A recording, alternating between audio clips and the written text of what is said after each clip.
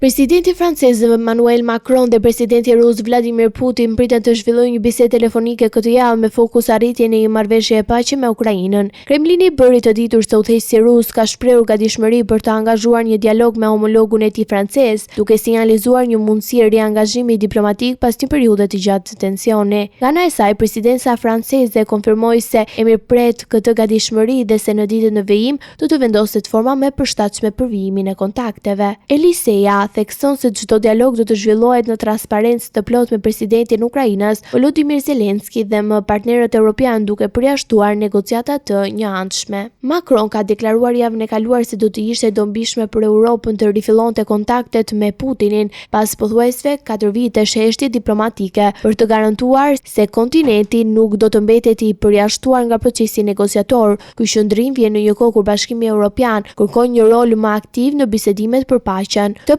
premten udhëheqësi BE-s rënë dakord të ofrojnë Ukrainës 90 miliardë euro mbështetje financiare për qëllim mbulumin e boshtëkut buxhetor që kërcënon stabilitetin e vendit. Fondi do të sigurohen përmes hakmarrjes në tregjet e kapitalit, pasi vendet anëtare nuk arritën konsensus për përdorimin e aseteve ruse të ngrira për shkak të kundërshtimeve, veçanërisht nga Belgjika, ku ndodhen shumica e këtyre aseteve. Kontakti i fundit mes Macron dhe Putin daton në korrik të vitit 2025, kur ata thyen 3 vite heshtje për të diskutuar jo vetëm për Ukrainën, por edhe për situatën e Izraelit dhe Iran. Megjithatë, ajo bisedë 2 orëshe nuk solli rezultat konkret, ndërkohë Kremlini ka bërë të ditur se bisedimet mes Shteteve të Bashkuara dhe Rusisë mbi një propozim armpushimi po përparojnë në mënyrë konstruktive. SBA pritet të zhvillojë negociata këtë fundjavë në Miami të Floridës, në kuadër të përpjekjeve të presidentit Donald Trump për t'i dhënë fund të luftës gati 4 vjeçare. I dërguari special i Trump, Steve Witkoff, e vlerësoi si produktive dhe konstruktive takimet e fundit me delegacionin Ukrainas, duke theksuar se edhe këshilltarit të lartë evropian të sigurisë kombëtare